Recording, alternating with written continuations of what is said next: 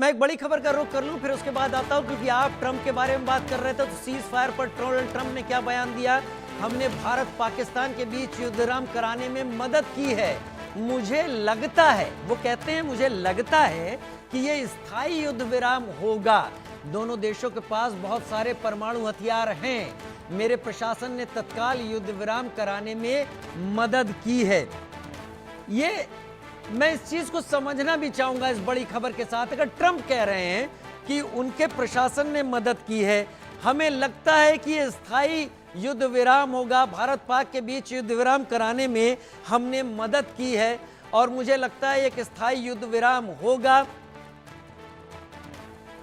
दोनों देशों के पास कई परमाणु हथियार हैं।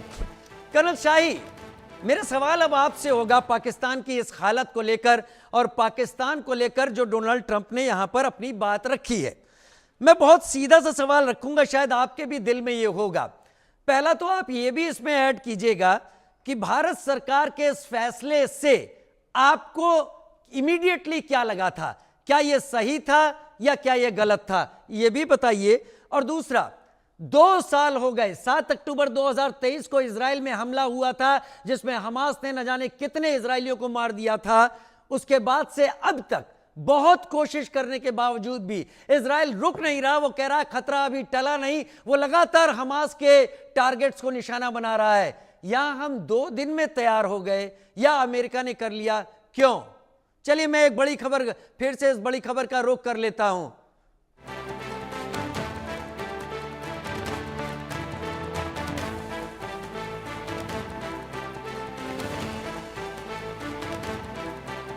भारत पाक के बीच युद्ध विराम कराने में हमने मदद की। मुझे लगता है एक स्थायी युद्ध विराम होगा।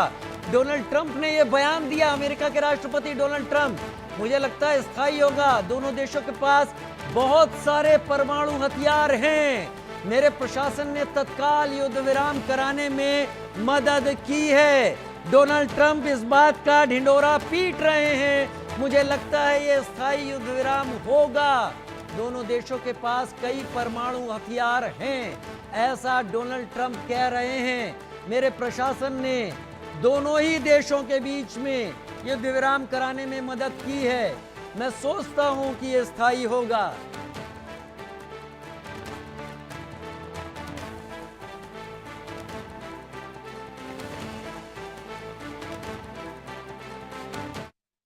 And let me say a few words about the historic events that took place over the last few days. On Saturday, my administration helped broker a full and immediate ceasefire, I think a permanent one, between India and Pakistan, ending a dangerous conflict of 2 nations with lots of nuclear weapons.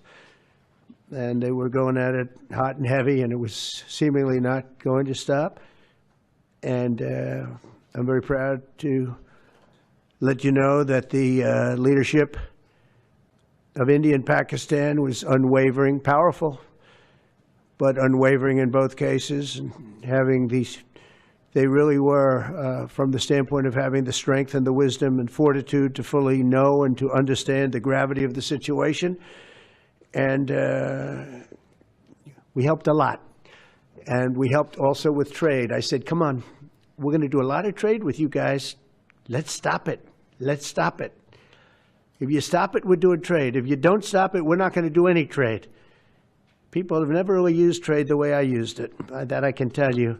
And all of a sudden they said, I think we're going to stop. And they have. And US president Donald Trump कह रहे थे कि मैंने दोनों ही देशों के बीच में युद्ध विराम कराने में मेरे प्रशासन ने मदद की, और मैं सोचता हूं ये परमानेंट फंड होगा, ये स्थायी होगा। मेरे साथ इस वक्त कर्नल वीरेंद्र शाही, इस वक्त रिटायर्ड, इस वक्त जुड़े हुए हैं। कर्नल वीरेंद्र शाही, डोनाल्ड ट्रंप के इस बयान पर आप क्या कहेंगे? अब सवाल मेरा ये है, और दूसरा सवाल मेरा वही है कि इजराइल लगातार कह रहा है खतरा टला नहीं है, वो लगातार मार रहा है। भारत इस कॉन्फ्लिक्ट को आगे ले जा सकता था, लेकिन जैसा आपने डोनाल्ड ट्रंप का बयान सुना, इसमें डोनाल्ड ट्रंप ने बीच में आकर इसको रुकवाने की कोशिश की, मदद की। इजराइल को क्यों नहीं रोक पाया वो? कर्नल वीरेंद्र शाही। देखिए, इजराइल में उनके इंटरेस्ट और साउथ एशिया में उनके इंटरेस्ट में अंतर है। और अमेरिका के लिए मेरे ख्याल में उनकी प्राइम और पहली पसंद और पहला फैसला उनको अमेरिकन इंटरेस्ट में लेना है।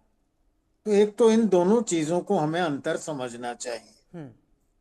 दूसरी ये बात कि जिस तरह से हमास को ईरान की सहायता मिल रही थी, जिस तरह इजराइल चारों ओर से मुस्लिम कंट्रीज से घिरा हुआ है, जिस तरह इजराइल का साइज है और जिस तरह से इजराइल ने रिएक्ट किया है with back at the wall, उनकी परिस्थिति में हमारी परिस्थिति में अंतर है, दोनों कंपैरेटिव नहीं है। जहां तक सवाल है घुसकर एक परमाणु शक्ति के ऊपर हमला करने का, उसके बड़ी बार आज कई चैनल पर जिक्र आ रहा है। ये तो हर हफ्ते हर 15 दिन में रशिया में घुसकर अटैक किए जा रहे हैं। तो मैं समझता हूँ ये इमोशनल स्लोगन्स और इन नारों में नहीं जाते हुए हमारी अपनी देश के लिए क्या उच्च है, क्या उच्चतम है, उस पर हमें फैसला करना चाहिए। जहां तक युद्ध का सवाल है, मैं तो जे&के में रहता हूँ। यहाँ एक कम्युनल राइट कराने के लिए आपको सिर्फ एक जानवर, कोई भी एक जानवर इधर का उधर का चौक पर रखना होता है रात को मार के, और सुबह कम्युनल राइट शुरू हो सकता है। इसी तरह हमारे और पाकिस्तान के बीच में जैसे उन्होंने ये पहलगाम की हरकत की, कोई भी एक टेररिस्ट सिलसिला हो जाए तो एक युद्ध की हालत बन सकती नहीं, है। अब तो आपकी बात मैं मान भी सकता हूं क्योंकि भारत ने भी कह दिया any act of terror is act of war. That means हमने अपने खिड़की दरवाजे खुले रखे हैं। हमने ऑपरेशन सिंदूर को बंद नहीं किया है। हमने इंडियन इंडस वाटर ट्रीटी को जो सस्पेंड कर दिया था या अबेंस में कर दिया था, उस पर कोई तब्दीली नहीं की है। हमने जो आवाजाही बंद की थी, पाकिस्तानियों की वीसास बंद किए थे, उसमें कोई तब्दीली नहीं की है। हमने जो ट्रेड उनसे बंद किया हुआ है उसमें कोई तब्दीली नहीं की है। अगर सिर्फ गोली गोले चलाने को ही आप युद्ध मानते हैं तो वो पूरी जो कोल्ड वॉर की थ्योरी होती है, संसार ने दशकों देखा है, उसका तो कर्नल खत्म शाही, हो आप जाएगा। आप आप बहुत बहुत मार्के की बात कह रहे हैं। IWT को अबेंस में डालना भी एक ऐसा वॉर है जिसका जवाब शायद पाकिस्तान के पास नहीं होगा, और दूसरे डिप्लोमेटिक तरीके से पाकिस्तान को जो मारा गया है वो भी। लेकिन एम्बेसडर प्रदीप कपूर, मैं आपसे थोड़ा सा सवाल अमेरिका को लेकर समझना चाहूंगा, क्योंकि एक बात में लास्ट सेंटेंस में कहूंगा, इन सब तरीकों के पास और इन सब तरीकों के बावजूद सशस्त्र युद्ध करने में हमें किसने रोका है?